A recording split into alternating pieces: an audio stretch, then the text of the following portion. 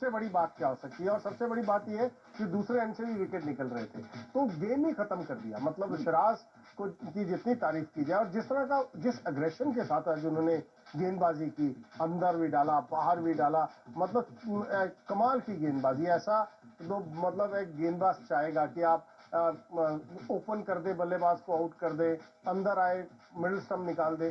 तो आज जो सिराज की गेंदबाजी है ना, हार्ड लेंथ पे जो उन्होंने एक लाइन मेंटेन रखी है, आउट स्विंग इन स्विंग दोनों तरफ, कमाल की गेंदबाजी। मजा आया आज देखकर। मुझे मालूम है कि काफी लोगों को दुख लगा होगा कि जल्दी मैच खत्म हो गया, लेकिन जितने इंडियन फैंस हैं वो तो कहते हैं आप जीतिए, बेशक 10 ओवर में मैच खत्म हो। तो हमारे लिए तो बहुत खुशी है जब जल्दी मैच खत्म हुआ इन फेवर ऑफ इंडिया। इससे बड़ी बात क्या हो सकती है। बिल्कुल बिल्कुल। और जिसने भी ये सिराज का नाम रखा है ना, प्यार से जो नाम उनको दिया है, निकनेम मियां मैजिक, वो वाकई में सही नाम दिया है चेतन जी। ये वाकई में मैजिक है इस गेंदबाज के अंदर। आज तो कमाल का मैच, आज ही नहीं ओवरऑल अगर देखें तो मियां भाई जो है मैजिक कर रहे हैं। कुछ खास है ये गेंदबाज, बेस्ट आप भी गेंदबाज कहते हैं कि ये सबसे बेहतरीन गेंदबाज है इस वक्त। इस समय नंबर 1 गेंदबाज है, इस समय नंबर 1 गेंदबाज है। क्योंकि देखिए बुमराह इंजर्ड हुए थे, अभी थोड़ा समय लगेगा उनको लय में आते हुए। अभी अच्छी गेंदबाजी कर रहे हैं, कोई डाउट नहीं है, लेकिन कहते हैं ना सिराज उनसे बहुत बेहतर गेंदबाजी कर रहे हैं। और बेहतर गेंदबाज क्या होता है, जो मतलब दूसरी टीम के कहते हैं ना बिल्कुल खत्म ही कर दे उसको। और जो आज सिराज ने किया है कमाल का, मतलब ऐसी बॉलिंग तो आप सपने में भी ऐसे गेंदबाज नहीं सोचते कि मैं 16 गेंदों में 5 विकेट। कमाल है, बिल्कुल। और जब इनिंग्स ब्रेक में हम मिले थे, मैंने ये कहा था कि ये सपने जैसी गेंदबाजी है, लेकिन ये सपना है नहीं, ये हकीकत है। जो मोहम्मद सिराज और हमारी गेंदबाजी अटैक ने जो आज गेंदबाजी की है, वो लाजवाब गेंदबाजी की है। मैं ये बता सकता हूं कि ऑस्ट्रेलिया भले ही साउथ अफ्रीका में है और इंग्लैंड न्यूजीलैंड के खिलाफ इंग्लैंड में खेल रही है, हर कोई जो है इस वक्त ध्यान दे रहा होगा कि भारतीय गेंदबाजी अटैक जो है, ये आक्रमण जो है कितना खतरनाक है और इससे कैसे निपटेंगे जब वर्ल्ड कप में आएंगे। कहीं ना कहीं बहुत जरूरी होता है इस तरीके का स्टेटमेंट बयान देने का कि हम में दम, हमसे बचकर रहना। और जब ये दहशत, ये डर जो सामने वाले खेमे में आ जाता है, तो फिर उन पर बहुत प्रेशर आता है। एक और नई चीज देखने को मिली, ईशान किशन और शुभमन गिल 51 रन का जो छोटा सा टारगेट था, उसे चेस करने के लिए आज नई ओपनिंग जोड़ी यहाँ पर देखने को मिली। इसके बारे में हम हमेशा बोलते हैं, क्यों नहीं ईशान और शुभमन के साथ आप ओपनिंग करते हैं, क्योंकि ये आपका भविष्य भी। इस पर भी हम बात करेंगे, लेकिन छोटे से ब्रेक के बाद एशिया का किंग भारत। मेरी आज की बात HHAQ के साथ।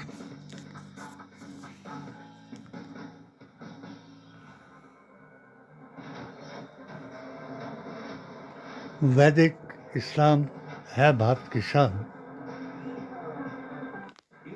जो 2013 तक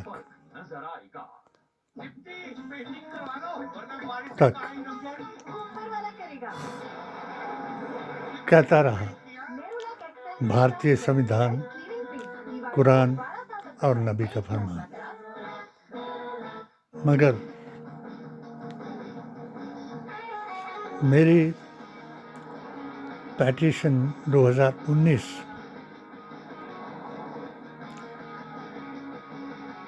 अमित शाह जी, मोदी जी, वेदंती जी महाराज, इंद्रेश जी और मोहन भागवत ने बता दिया कि हिंदुओं का हिंदुस्तान।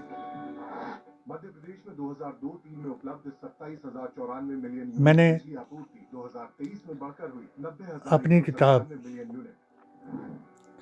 HHAQ 5,173 मेगावाट स्थापित विद्युत क्षमता में विस्तार के बाद 2023 में लिखी 29,000 मेगावाट और घरेलू और औद्योगिक उपभोक्ताओं को 2008 में बिजली और कृषि उपभोक्ताओं को 10 घंटे बिजली जब मध्य प्रदेश में सौभाग्य योजना के तहत हिंदुत्व वर्सेस घरेलू और कृषि उपभोक्ताओं को 24,000 करोड़ रुपए की शरिया आवंटन।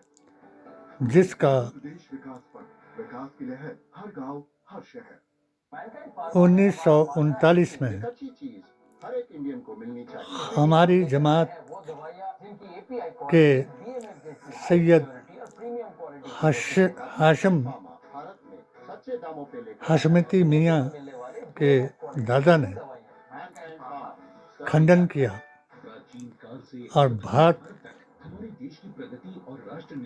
के मुसलमानों को महात्मा गांधी जवाहरलाल नेहरू, सरदार पटेल और राजेंद्र प्रसाद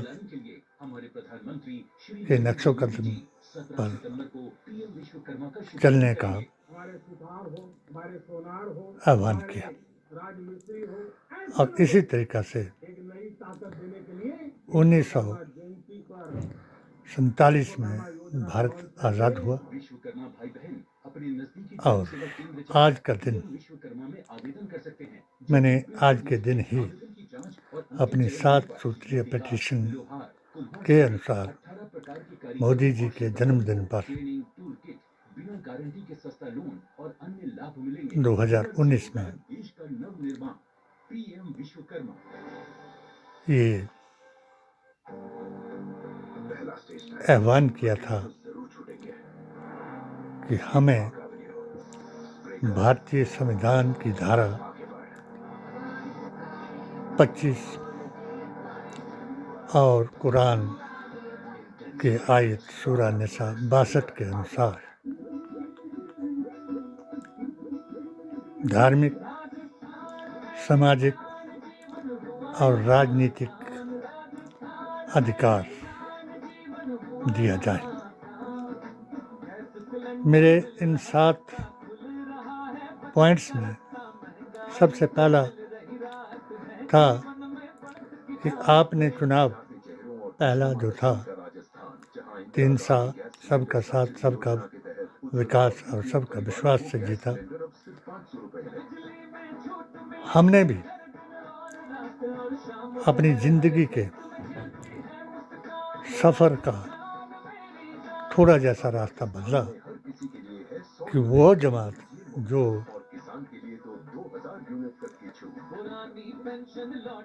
1949 में फैजाबाद हाई कोर्ट में जीवन सरकारी सेवा में खपाने वालों के लिए ओपीएस का तोहफा। इसके अलावा वृद्धजन एकल नारी सुन्नियत को भी मिल रही वर्सेस वहाबियत के नाम पर पेंशन।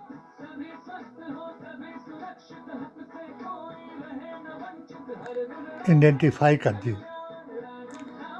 हम उस जमात को लेकर के चिरंजीवी स्वास्थ्य बीमा योजना आगे बढ़े, अपने बुजुर्गों से लेकर के, का स्वास्थ्य बीमा बाप दादाओं से लेकर के बीमा अलग। और कांग्रेस के साथ। मगर जब इस जमात को मोदी जी ने अपना बना लिया और इन्हें ही भारत में मुसलमानों की सर्वोच्च जमात बता दिया तो हमने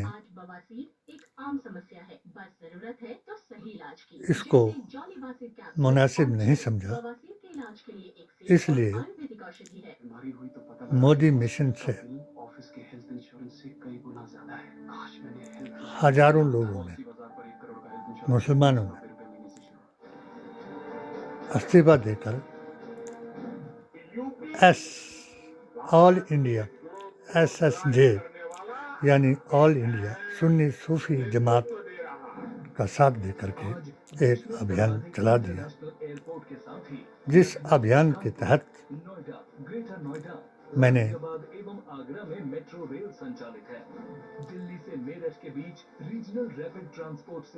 कन्याकुमारी था, कश्मीर, लद्दाख था, भद्रवा था, तुरा में ये नेताओं को, अभिनेताओं को, जनता को, हिंदुओं को और मुसलमानों को ये बता दिया कि यदि हम अपनी अपनी आस्था और अकीदे को नहीं पहचानते हैं तो हमारा कोई धर्म नहीं है, क्योंकि धर्म की पहचान आस्था और अकीदा है। तो हमने इस अकीदे की बात दोहराने का यहाँ तक कि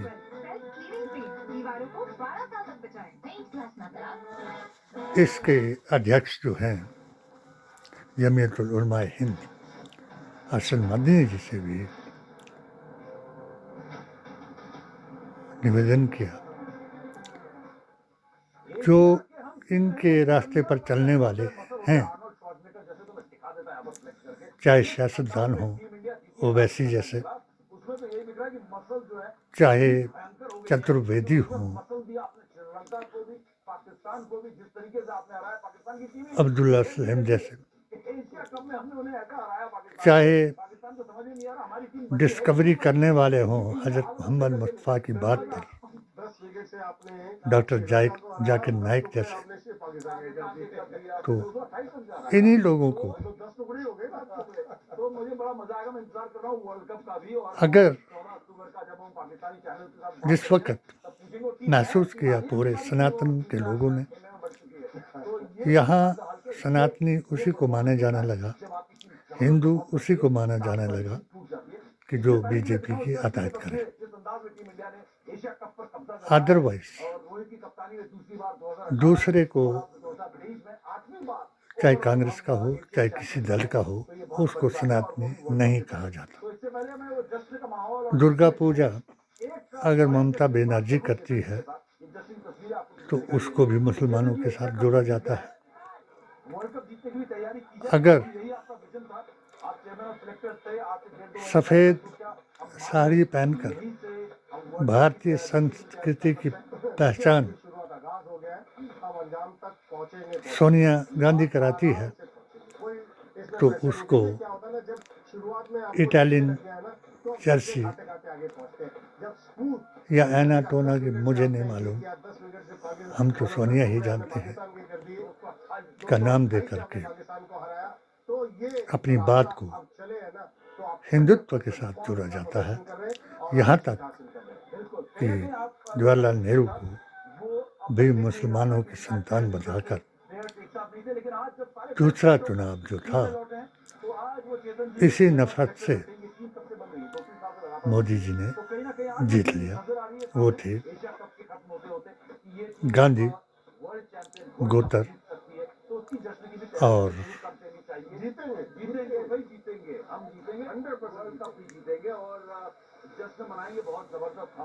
मुसलमान।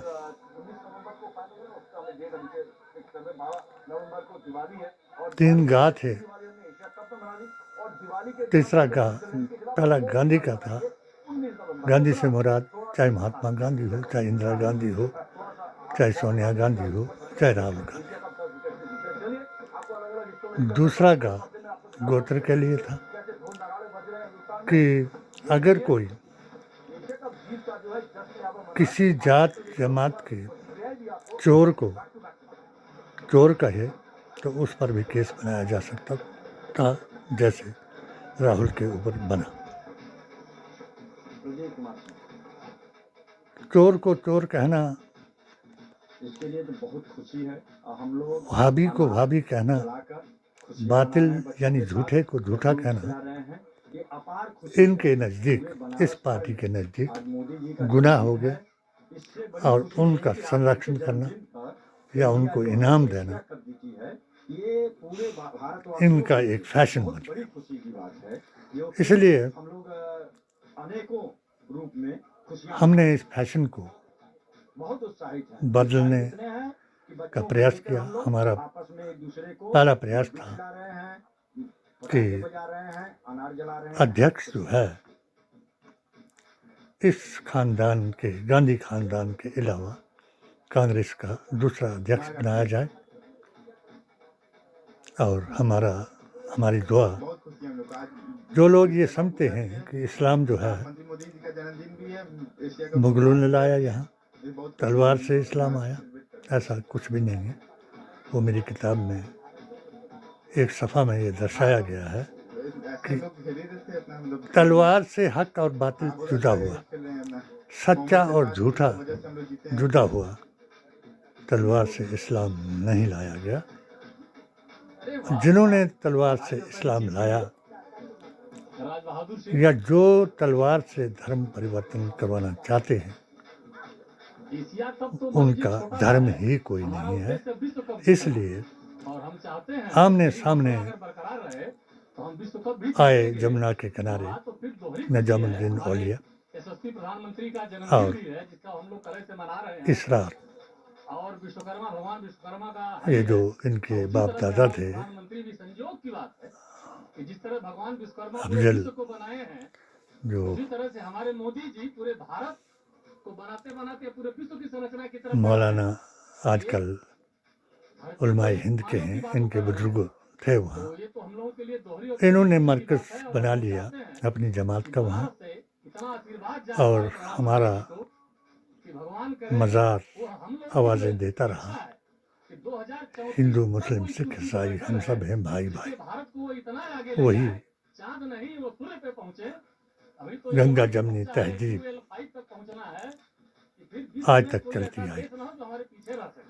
इसको धोखा दिया उन्होंने, जिनका मैं जिक्र कर रहा हूँ, दो जमातों ने। प्रधानमंत्री जी का जन्मदिन है तो आज मैं फिर अपनी उस जश्न की तस्वीरें आप देख रहे हैं बनारस से और पेटिशन वाकई में जो मैंने मोदी जी के जन्मदिन पर, जी को बधाई भी देनी है। तो आज भी मैं उनके जन्मदिन की बधाई देता हूँ। शुभकामनाएं हमारे प्रधानमंत्री मोदी महान कहता हूँ, उनका जन्मदिन भी है। विश्वकर्मा कहा भी था मैंने, बनारस गए तो इसलिए विश्वकर्मा पूजा भी सामने कि आई जब और पता चलिए सबको आज विश्वकर्मा पूजा बाबरी भी मस्जिद आज मनाई जा रही है और भारत ने एशिया कप भी जीत लिया। और जो एशिया बाबरी कप में मस्जिद, दिलचस्प बात थी जो मैंने चिरंजी से पूछा था, उन्होंने तीन कहा था, तलाक, छोटी खुशी मनाई है। मुद्दा हलाला, धर्म परिवर्तन जिस तरीके का हौसला रहा तो वो भी कहा इन्होंने कहते हैं ना, आज छोटी दीवार कुरान है, से बड़ी दीवार है, तो और नबी के फरमान से छोटी जीत है, बड़ी जीत और भारतीय संविधान से 19 नवंबर को ऐसे फैसला बैठे होंगे किया, हम लोग स्टूडियो में, और जिसकी हमने तायद की। बिल्कुल। और स्टूडियो में भी भंगड़ा हो रहा होगा, जिस वक़्त स्टूडियो में भी भंगड़ा हो रहा होगा। और एशिया कप की इन्होंने एक एडिशन और कर दी टीम इंडिया को ये समझ में आ गया कि रणनीति क्या कि है, धर्म किस वापसी तरीके से की, आगे बढ़ना और किस तरीके से अपनी टीम तो को हम यहाँ पर मजबूर हो गए कॉम्बिनेशन टीम इंडिया का कि क्या है। ये हमारे लिए आपका राइट कॉम्बिनेशन उचित करना नहीं और था। एशिया कप में हमें राइट कॉम्बिनेशन इसलिए मोहम्मद सिराज की जिस तरीके की गेंदबाजी की मेरी पेटिशन के बदले में मुझे अपमानित करने के लिए ये जो जमात जो मुसलमान बनाने की, क्योंकि मुसलमान से मुसलमान नहीं बनता, देखिए आपकी टीम कितनी बढ़िया है। मुसलमान से काफिर बनता है बाहर बॉल बैठा है मोहम्मद शमी, और गैर मुस्लिम से आपके पास 3 वली बनता है। मतलब अव्वल नंबर के इसलिए हमने अभी वॉशिंगटन सुंदर अपनी किताब के जरिए एक संदेश दिया पूरे भारत को, नहीं वर्ल्ड को, बल्लेबाजी है, बाहर कौन बैठा है? कि जो दिन सूर्य कुमार यादव नबी करीम सल्लल्लाहु अलैहि वसल्लम का है, बेंच पे जो बैठे हैं, वो भी वो रसूलुल्लाह का दीन, टीम का कॉम्बिनेशन, और आप ऐसे खेलते रहे, आतियुल्लाहि व रसूलिही व उलिल अम्रि मिनकुम समझ आना चाहिए कि आपकी टीम से पहचाना जाता है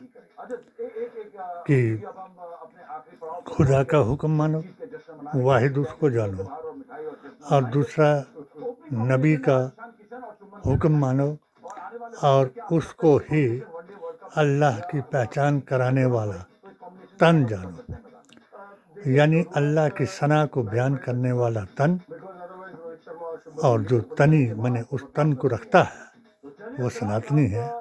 और यूसीसी जो है, सबका साथ सबका विकास, लंका में जिस रंग व नस्ल को छोड़ करके, खानदानी को छोड़ करके, इसीलिए ये बता दिया कि टीम इंडिया हजूर अकरम सल्लल्लाहु अलैहि वसल्लम को आखिरी पैगंबर बता करके दुनिया में भेजा गया, जिसको ऋग्वेद, अथर्ववेद और अन्य किताबों ने भी, 16 किताबों ने, वर्ल्ड में ऐसी 16 किताबों में किताबें लिखी गई जिनका नाम मेरी किताब में शामिल है। उन्होंने हजूर अकरम सल्लल्लाहु अलैहि वसल्लम को आखिरी अवतार अष्ट गुण युक्त बता करके भेजा। मेरा इख्तलाफ मौलाना जी की जमातों, मुल्ला के जमात से क्यों हुआ कि मुल्ला के दीन के मुताबिक रसूल अल्लाह को इन्होंने अपना भाई बताया, जबकि कुरान ने इनकी अजवाज मोहतरमात को हमारी माएँ बताया, और इनके बयान के मुताबिक उन्होंने माँओं को भी भाभी बताया, जो हमारे लिए एक बहुत बड़ा कलंक इन्होंने हमारे माथे पर लगाया। नंबर 2, इन्होंने या रसूलुल्लाह को गैर नज़ा बताया। हमने या रसूलुल्लाह फरियादम बरस, या नबी अल्लाह फरियादम बरस, नदारिम गैर,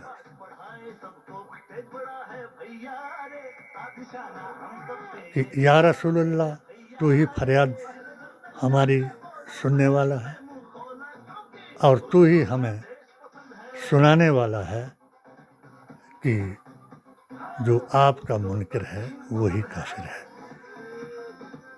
वक्त आगे आता गया। मैं मुबारकबाद इसलिए दी कि आज का दिन 3 चीज़ों के लिए हम रहे न रहें मगर एक जिंदा रहेगा। आज का दिन ही मोदी जी का जन्मदिन भी है। आज का दिन ही विश्वकर्मा का दिन भी है। विश्वकर्मा से मुराद है कि जब जात जमात और धर्म के नाम पर कर्म से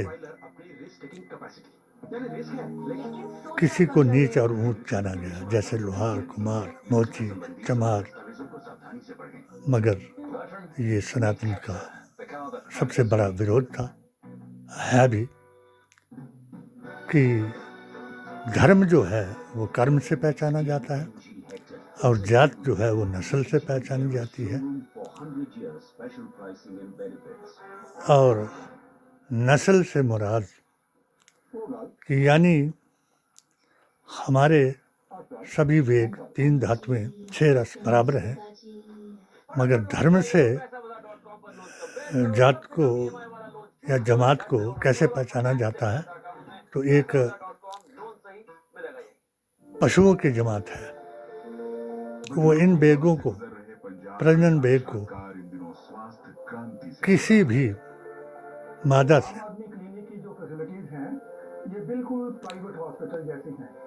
पूरा कर सकता है अपनी इच्छा को, मगर जो इंसान है उसके धर्म आड़े आता है कि ये मेरी बहन है, ये मेरी भांजी है, ये मेरी बेटी है, ये मेरी माँ है।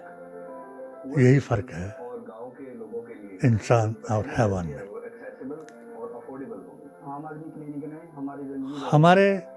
मेरी अपनी किताब के मुताबिक कि वेद, पुराण, गीता, ग्रंथ, तमाम किताबों का संग्रह कुरान है और हर आयत में पिछले ज़माने का बयान है, यानी पिछले युगों का बयान है। तो पहला तो मैं मुबारकबाद का दिन उसके लिए, दूसरा मुबारकबाद का दिन विश्वकर्मा, और तीसरा मुबारकबाद का दिन आज जो हमने एशिया कप रिकॉर्ड से जीता। और जो लोग मुझे, मेरी किताबों को या मेरे अपने आचरण को या मेरे राजनीतिक किसी भी उसको जात जमात और धर्म से गिनते हैं, तो मैंने बेशक कहा कि अगर राजनीति धर्म के नाम पर की जाए तो वो अभिशाप है, और धर्म को